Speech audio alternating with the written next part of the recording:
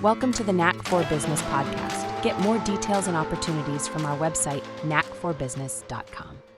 From an audience perspective, why are you working so hard in your business but still not seeing the profits or growth that you expected? That's exactly what John from Raz Square helps solve. He shares how to command your message, attract ideal clients, price for value, and not time. And finally, turn stalled growth into real profit. If your business feels more like a job than a vehicle for freedom, don't miss this one. Our guest is John Gies. Brings a wealth of real-world experience from both the boardroom and the shop floor. By supporting small business owners in Minneapolis, St. Paul, John later rose through the corporate ranks, serving clients across a wide range of industries. In 2013, he stepped away from the corporate world to focus on what truly matters to him, helping people grow. Since then, he's coached leaders across North America, Europe, in leadership, presentation, and sales. Now, John is all in on serving small business owners, helping them create new customers, new revenue, new profits. As he puts it, he's all about Main Street over Wall Street.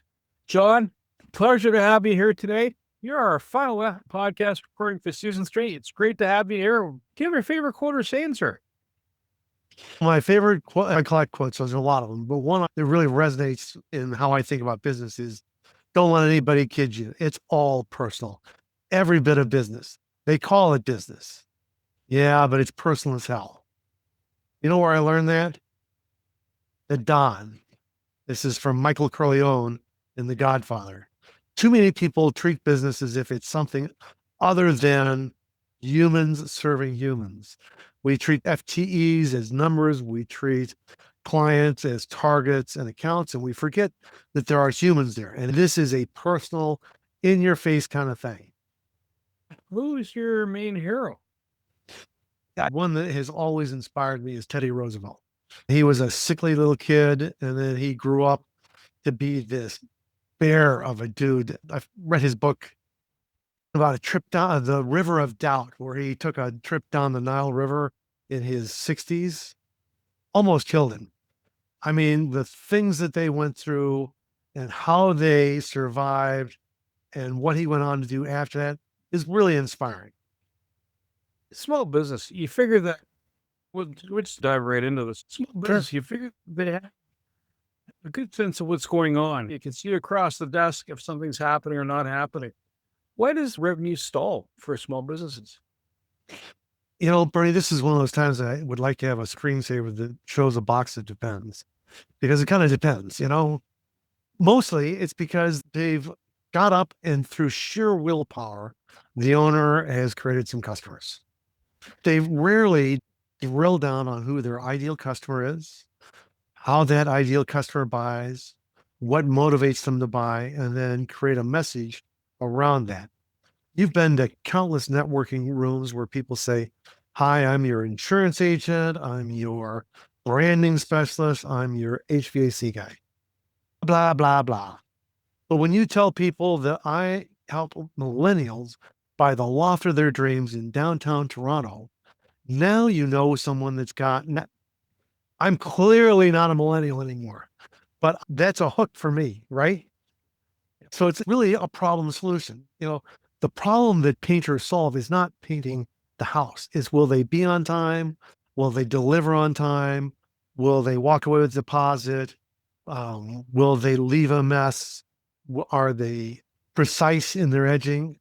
We want to help our business owners talk to the problems that our clients have with their industry, not just, I need a financial advisor, so anyone will do. How do I know you're not the next Bernie Madoff? The best example I use is pizza. Domino's is the largest pizza brand in the world. They're not the best pizza parlor. It's mediocre at best, but they're going to do about $1 billion too. Papa Murphy's, but they built that around hot, fast, and fresh for young college kids. Papa Murphy's is hotter and fresher. This year, they're going to get close to $900 million. It comes from your own oven. California Pizza Kitchen will give you the gourmet experience. We'll give it to you on a cauliflower crust with a glass of wine. They're about $500 million. If you can distinguish pizza, which is just 4 things, you can distinguish anything. And that's where business owners hit the wall. We have a bind you're not even aware of. You have a tagline that I sense is more than a tagline. Next week, I'm publishing a book that actually talks about coaching for Main Street instead of Wall Street. Oh, nice. Yeah, you got me at a low. Tell me a story, John. I worked with corporate companies for a long time. We had lots of investors come in. The executives got all happy and fun, and life was good for a year or two. Then customers began to suffer. Employees began to be treated as cannon fodder. When I graduated from college back in the 80s, they said only about 15% of mergers and acquisitions actually deliver long-term value to shareholders, customers, and clients. I was in a networking event. It was pre-COVID, so let's say 2017. When you think about Main Street, they're the people buying tickets to the softball tournament. They're the people supporting community theater. They're the people that if times are tough, they think 2 and 3 times before they lay off Mary because they know Mary as a human being. We saw it in COVID. Wall Street doesn't really care. The government is often ineffective. What we saw in COVID, the small business owners on Main Street were exempt. They were the ones that had to be in the field going to work to serve us. When our small business owners thrive, our communities thrive. I don't know about you, but I'd rather have a thriving community than send all my money to some guy somewhere else. Everyone has the right to use any language they want. Anytime I hear language like market dominating, I always think of the Terminator. Tell me what you mean by it. Thank you for that. So in this case, the domination is you own the market. When people think coaching, when people think pizza, when people think I need my auto fixed, when they think of your brand category, they think of you. And the only way we can do it is to really understand our message. And in order to get our message right, we have to understand our customer. So it's who is your ideal customer? What are their desires, their wants? What are they really looking for? What problem do they have? Again, it's not, I need my auto fixed. It's how do I know you're not going to saddle me with new parts that I don't need?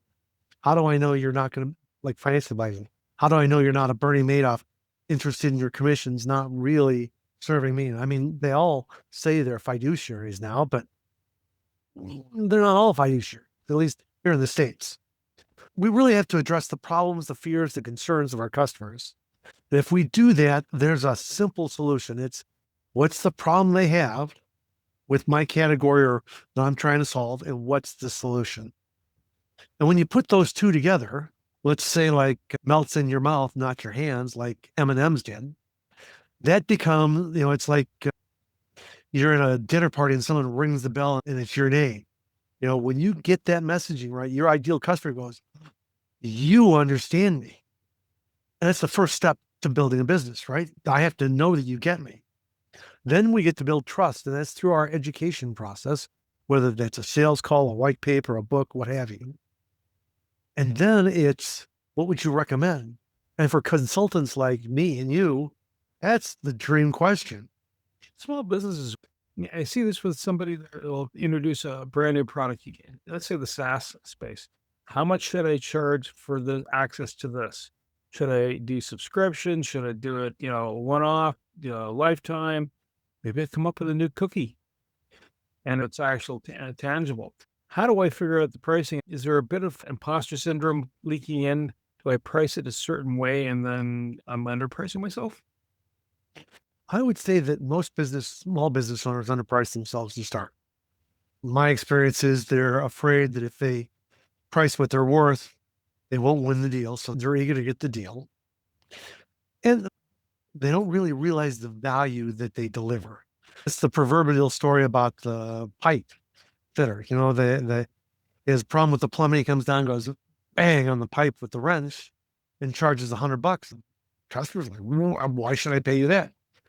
You were here 5 minutes. So he goes, you're right. But here's $5 for the 5 minutes was here, but $95 for the 30 years experience to let me know right where to hit the pipe. Oftentimes we deliver real value to our clients. It's worth tens of thousands of dollars. And we price ourselves at an hourly rate of $50, $75, $90 an hour. And we can just do better. First step is research what the market's doing. Then think about, do you want to play at the high end of the market or the low end of the market? Let's say childcare. If I'm don't have a lot of money. I'm really interested in security, safety, and making sure my kid's doing well. If I'm high income, high earner, I can pay extra money. I might like the daycare center that's got, a Dell computer lab and that's learning, and my kid will come out reading at a first grade level before they're in kindergarten. So really decide which end of that spectrum you want to play at, and then price accordingly to the value you give. I like the idea of value-based pricing. I think most of my listeners think that's witchcraft. Tell me what you mean by value-based pricing. Well, we just kind of talked about it, right? A few years ago, when I was underpriced, I probably still underpricing myself, but when I was underpricing my services, one of the things I did was I went and started, so how much money have my clients made working with me versus what I bill for a month's worth of work? It was like a 2,200 to 1 return. There's an opportunity there to raise your rates and deliver even more value. So if what you do provides $10,000 worth of value, if you're charging $75 for that, wow, you got a steal. Most people would be, pretty happy with 2 to 1. 3 to 1 is really good. 4 to 1, even better. But when you can deliver, 10 to 1 X returns, you should be pricing for the value that you bring. Do you find that you would scale that? I've seen some people proposition it such that this is what the puppy in the window costs. I know you can't afford it now, but as you have that success, as you have that yield coming back at you, it's almost like a subscription service. You're going to pay to complete the journey as you grow. Do you advocate for that, or do you decide it's a large corporation? I get it. I do this, you'll have this yield. It's not instant on, but you'll see it over time. Is there a different approach in that process? I'm going to see if I understood the question correct. Was it when I start, I offer a price of, I'm going to make up a number, $500 a month. As we go along, there's more value delivered. It'll scale to 1,000, 2,000, 10,000. Is that what I heard you say? That's right. I'm working with a client right now. They've started their own business. They're kind of struggling with cash flow now. So we've built a program that each quarter the price goes up. So I get what I would normally get over the course of the year, but we've scaled up to it versus all up front. So I have to work a little bit harder, perhaps. Is that a good approach, though, if you're writing for a business model? Is that a good way to grow and build those relationships? And then later on, you can say, listen, unless you're flush with cash, let me help you. It would depend on the business. If you're an auto mechanic, you have certain costs, parts, pay your team, rent, etc.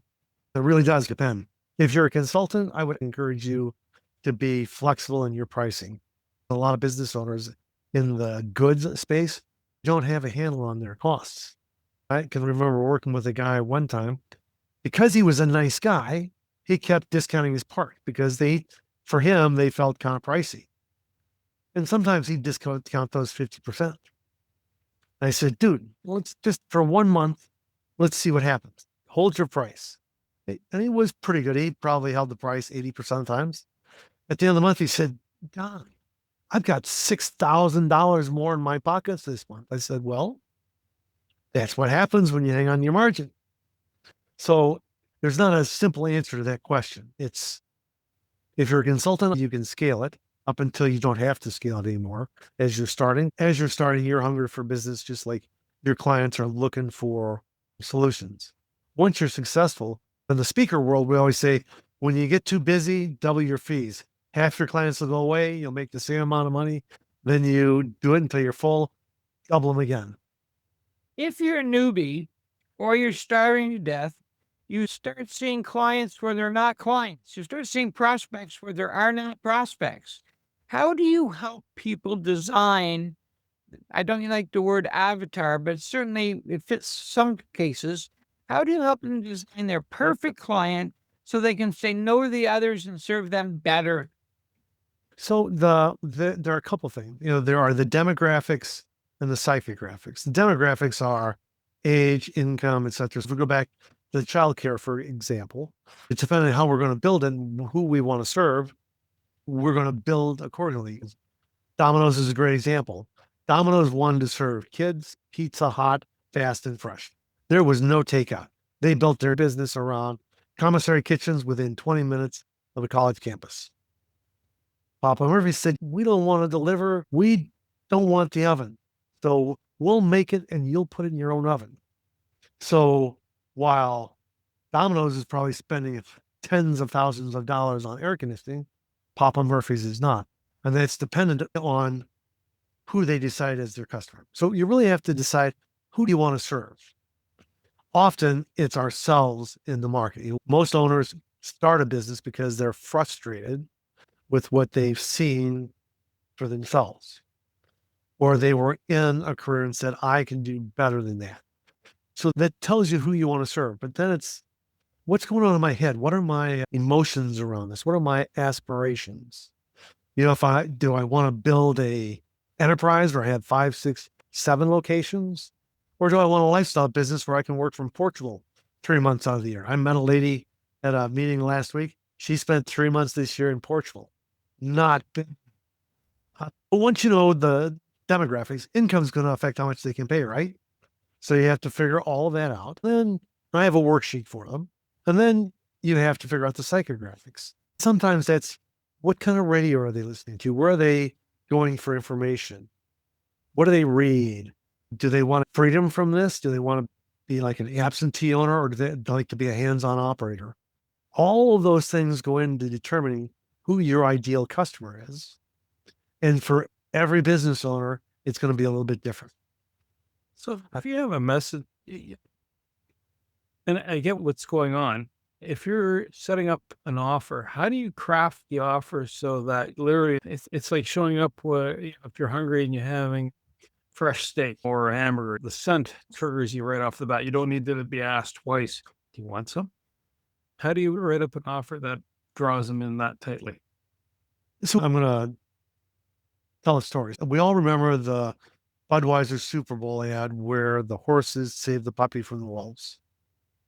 Really heartfelt, warm advertisement. They pulled that ad after 9 weeks because beer sales declined, because the tension was resolved. So as we're thinking about our offers, if we've done the work on our ideal customer, we know their problems, we know what they're looking for. In fact, I just had a conversation this morning with one of my mentors, trying to put something together, and it was very logical. I get that. You want to appear that way. You don't want to feel like you're selling. We all hate hyperbole, but you need to remind that guy you want to talk to of the pain he's in or she's in. Are you feeling? Are you experiencing? Are you frustrated? Pick how aggressive you want to be with that state that you're experiencing. How would you like to find your way to the promised land? I had someone a long time ago introduce a letter of engagement. Depending on the price of your offer, it could be, here's your deal, or it could be, take this next step and download a white paper. It could be, from the white paper, you go to the next step and do an assessment. From there, you get a call and have a conversation. And so each time they're making micro commitments to come to the place where it just makes logical sense to do business with you. Many business owners, for whatever reason, they get trapped in a scarcity mentality and they start chasing things. How do you help people add revenue when cash is tight? Great question. So we all have clients, right? Hopefully we all have clients. If you're a business owner and you have clients, the first thing you should do is figure out a great example. You go to a local coffee shop and you buy a cup of coffee. If you're like me, you're perusing the pastries while you're waiting. She comes back and says, would you like a croissant, a Rice Krispie treat with your coffee? A third of the time, we're going to say yes. Most small business owners don't do that. So if they could just do that, revenue would increase.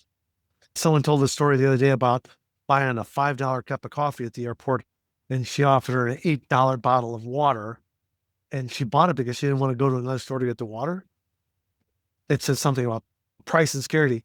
A bottle of water is $8 in an airport. It's 39 cents in the value pack, right? But yeah, it's how can you offer a bigger piece? McDonald's made $1 billion when they said, would you like to supersize that? For a couple of pennies of potatoes and soda, they added $1 to the transaction. Brilliant. The other thing, a lot of business owners, this doesn't come to the revenue piece, but more to the profit piece.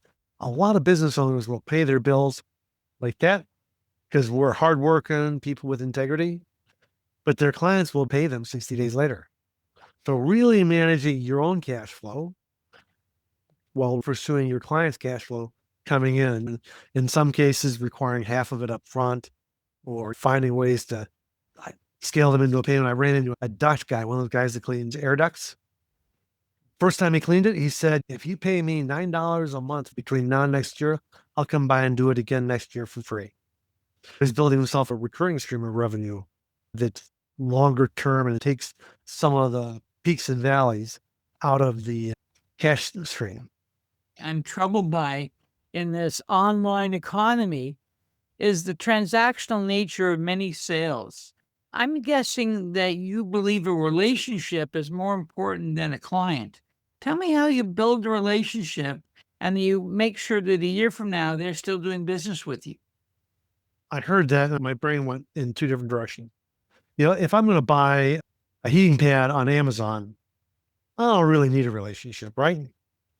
But it depends if it comes with a masseuse and Right. flowers, wine. Right. It's again, really understanding our ideal customer. But most of what happens for a lot of business owners is something, think about your own business. You went out to buy a refrigerator somewhere in the past and the salesperson came up to you and said, hi, how can I help you? You said, no, thank you, because we don't want to be sold, right? Now, if you walk out of the store and I don't catch your phone number or your email address, you're lost. We have to find a way to stay in touch with our clients because this data has been around since the 80s. 80% of the sales happen somewhere between 5 and 12 contacts. And so we have to find a way to stay in touch. You can't be like Grant Cardone and show up every day, 5 days a week and say, buy my stuff. But if you provide people really relevant information around what they're looking for, remember, if you did well in the showroom and demonstrated that you get them, and now they're getting information over time while they're looking at other sites or calling other people, now you're building trust. And they're going to do business with the people they trust. So I'll give you an example. Let's say you sell high-end stereo equipment.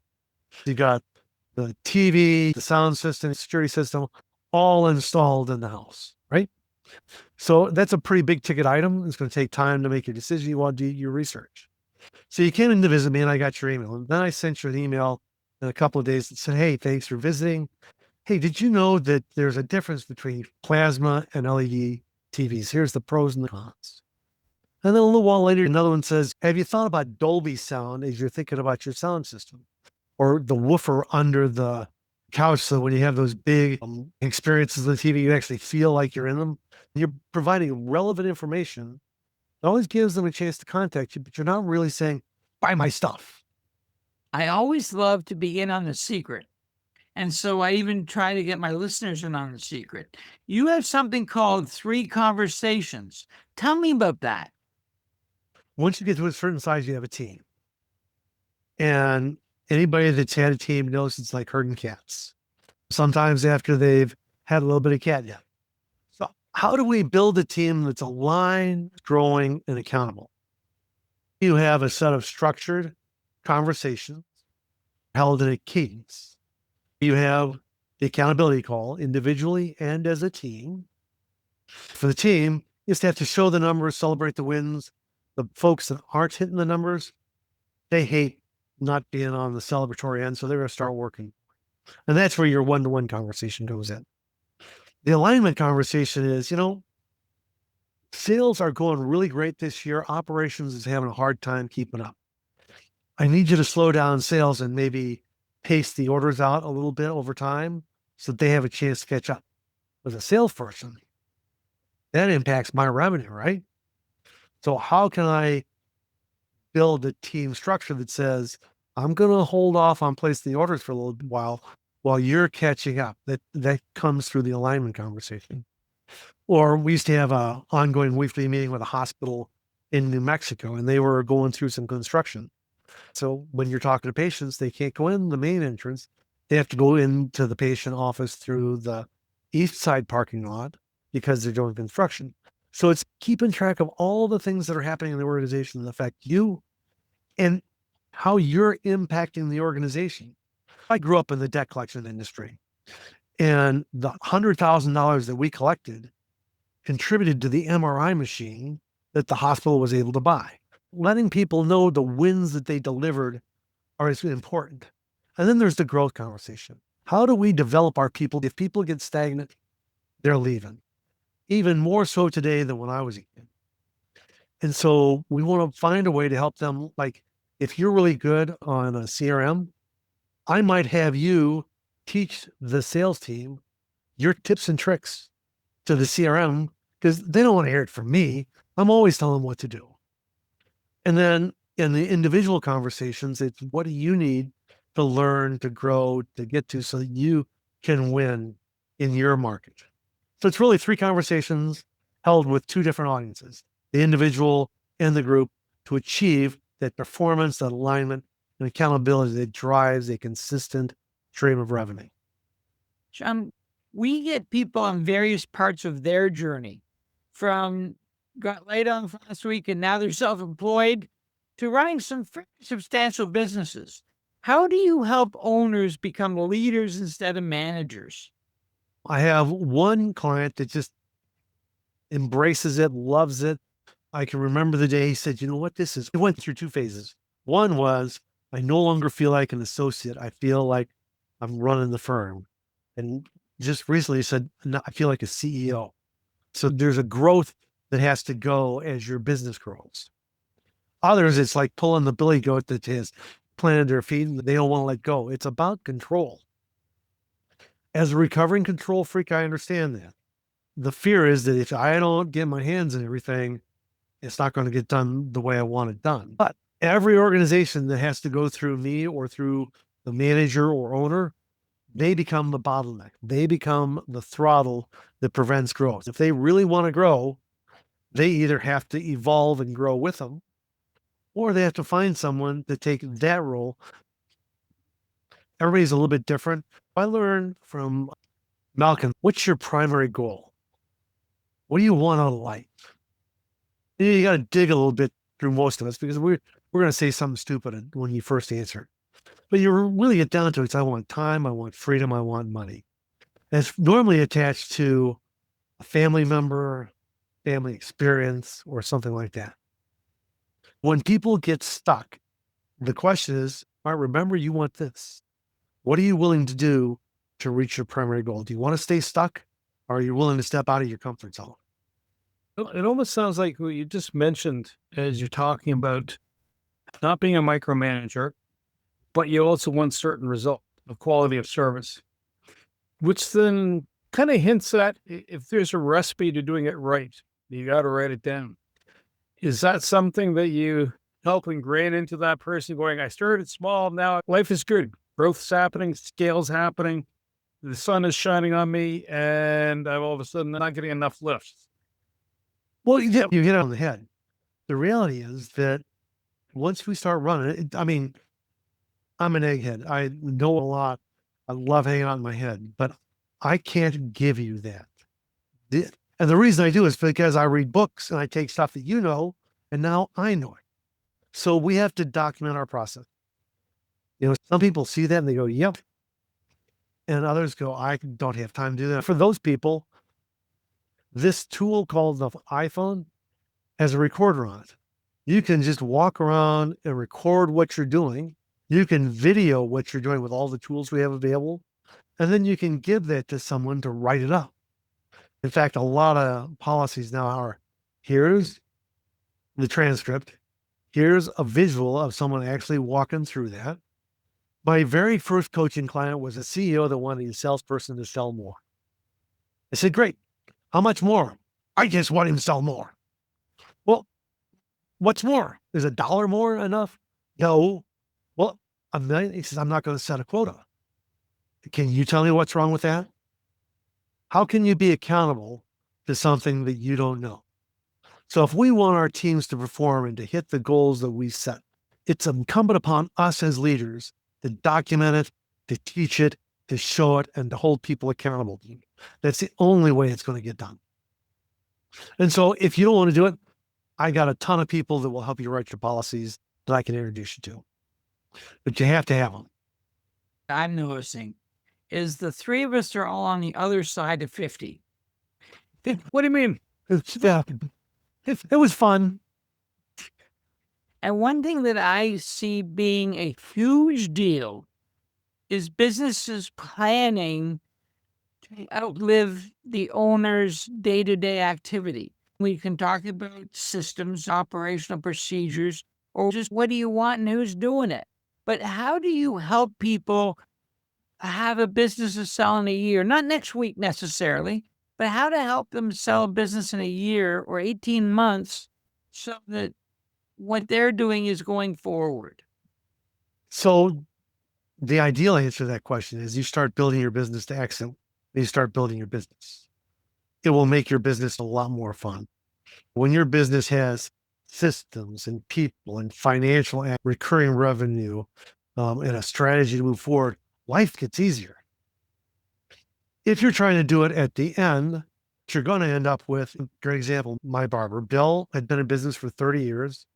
He got into it because he couldn't work for other people. He had 8 chairs in his salon. Only 4 were occupied at any given time. He didn't have anybody at the front desk, didn't have anything happening. He sold that business for $180,000. Nick, the guy that took it over, has 14 chairs in almost the same space, like in the same center. They're all full all the time. He's got coffee, beverages, and wine, and he'll give you a t-shirt when you walk in so that hair doesn't get down the back of your neck. That's a 7-figure business. All because he took the time to say, yes, this sucks today that I have to work till 6 o'clock tonight instead of 5 o'clock to write out a policy or to think about my business. But it's going to save me 25 hours or 2,000 hours over the lifetime of the business. Good. There's almost a meme like, don't go in for the haircut. You, the barber, right? Don't get your own haircut. In a situation like the barber scenario, do you walk up and let's say someone says, listen, John, help me. I'm feeling lost. What can I do to be on target? Do you actually review what they're doing? And then, you got the policies, but it's almost like applying a lean principle, right? Listen, your recipe says do this following 5 steps. Let's shift it around and you can expand yourself a bit more. So the first step is to do an assessment, right? And you have to make sure that you're talking the same language. Typically, I work with clients over 2.5, 3 hours to kind of make sure we understand what the languages we're sharing and then demonstrate what different levers will do for their business. And where they're bleeding cash, they need something. Like, it's hard to hire people. We don't have any money. It depends on where people are in the journey. That's why the name of my book is New Clients, New Revenue, and New Profits. Those things come in order. After the assessment, we pick 3 or 4 primary pieces to move. If you get your messaging right, and that leads to 10% new clients, and you get your offer right, and that leads to 5% new clients, and you get your pricing right, and that adds another 3%. All of a sudden, that's not just 18%, that's 21, 22%, because it compounds. But you pick the big rocks, and you start working the levers to drive results on those. The key to all of this is to have something measurable to say, are we moving down the path to get there? Too often we look at the lagging indicator, the thing that happened. We made the sale or we didn't, but there's all sorts of stuff that we're doing in the front that if we pay attention to those leading indicators and we're consistent I emphasize consistent because I have to work on consistency for myself. It's consistency that drives success in the work I do with my clients. Every week we're looking at a number and did that number move in the right direction or not? And what do we need to do to move that number in the right direction? You mentioned a book. John, where do I get? Like I said to you as we were starting, I'm in the middle of a rebrand. When I'm done with the rebrand, it will be on my website. And I'll give you guys links to all of that. So by the time you go to market, and that book will be available to everybody that you know. So where do you see the business going and the business universe at large?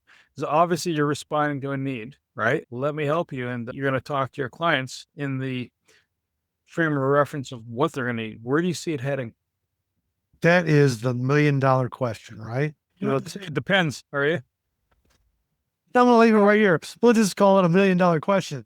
Because, I mean, there's a lot of, I call it chaos, turbulence, back and forth. There's a lot of stuff shifting daily, sometimes even hourly in the world. What I'm noticing with my clients is that a lot of people that were kind of hesitant to move are starting to move because they're saying, we can't stop, even though we don't know where it's going, because we don't know when we're going to know where it's going. So they're having to learn how to operate in uncertainty. Where the market, the business, the broad industry is going, I am not a futurist. I don't know if you guys remember, I read John Nesbitt's book, again, Future Shock from the 70s. He was a futurist. He got most of it right. I mean, we're living in that world right now. If you're asking about where my business is evolving, I'm moving more and more into helping people develop their initial leadership team, taking their employees and helping their employees build ownership. That helps me get to a market that's a little bit above and beyond that solopreneur that's just starting out. I'd like to help them, but I'd rather help them in kind of a group situation because they often don't have the money to afford my retainer. When you get in a group of peers, there's an energy. He'll used to call it a mastermind. If you can get the right people in the room that are like you, that are going through the same stuff everybody elevates. To answer your question, I see more moving myself into larger firms to start helping with people stuff, in addition to just the sales and marketing, and finding ways to help that smaller entrepreneur in a group setting. John, is there a geography that you like more than others? I mean, yes, we can be anywhere in the world, but is a geography that you feel happier to work with? North America. Yeah, I had an opportunity to do some work overseas a while back. It was great. 2 US teams, 3 British teams, a French-German team, a Spanish-Italian team, and a Mexican team. The Brits almost on time. The Germans were early. The French showed up when they wanted to. The Spaniards and Italians never showed up. The Mexicans worked their tail off, and the Americans said, yeah, I don't know if I need to be here, but my boss says I have to be here. It taught me a lot about stereotypes and where they come from. But that time zone difference, that 6-hour time zone difference, it can be hard. So if this resonated, where would they get a hold of you, John? My email address is john@johngies.com. I'm pretty visible on LinkedIn. My website currently is ras-squared.com. And when that changes, it's going to redirect you to my new business. By the time you hear it, it'll be there. It's going to be Resonant Business Solutions. That's all about, when your message, your mission, your service is at the same frequency, the same needs and problems that your clients have, there's a resonance. And just like tuning forks, if this one is vibrating and you're tuned the same, this one vibrates. You almost can't not get together. You can, but it's not harmony. Your business is discombobulating. John, I want to say thank you so much for being here today. And Wayne, being a co-host, and you, the Knack for Business listeners, we appreciate your time. And you know what? John still remembers when people couldn't think they could afford to retire because their business lacked value. Think of the barber. Do you get the right bang for buck? No. John's here to help you get that proper haircut without taking a haircut in the process. That's tweetable. To reach the podcast hosts, email them at info@creativeinsight.com or by the website creativeinsight.com, spelled KREATIVINSIGH2.com. To reach Wayne at his email, wayne@motive8u.ca, that is MOT of his website, motive8u.ca. If you would like to be a guest on this podcast and share your knowledge, let us know. We would also appreciate your feedback on the content or formats. Check the show notes for more details. For these podcasts, we like to acknowledge the support and thanks to the following people: Carl Richards from Podcast Solutions Made Simple, a renowned podcast expert; Fred Crouch, who is the Property Wizard podcaster; where Bernie is a co-host, Jovan Strika, the Matt Hive, a co-working space that is more than just a space, then Melanie Weber, Fernie's invaluable business partner, and Wayne Pratt from Motivate You Inc., who serves as both a coach and co-host of these podcasts. Disclaimer. Please note that the Knack for Business podcast episodes are meant solely for educational and general informational purposes. The information and opinions contained within are not intended to be professional advice on any subject matter. The thoughts, views, and opinions expressed by the participants are their own personal beliefs and do not represent the views of the podcast hosts or any affiliated organizations. This podcast is not a replacement for consulting with certified experts in your area who possess knowledge of your unique situation. The hosts of the podcast, along with any participants or affiliated groups, do not take responsibility for any actions taken or not taken based on the information presented in this episode. It is highly recommended that individuals seek guidance from their own personal advisors in fields such as accounting, law, or other pertinent areas prior to undertaking any actions or making decisions that may impact their financial, legal, or other aspects of life.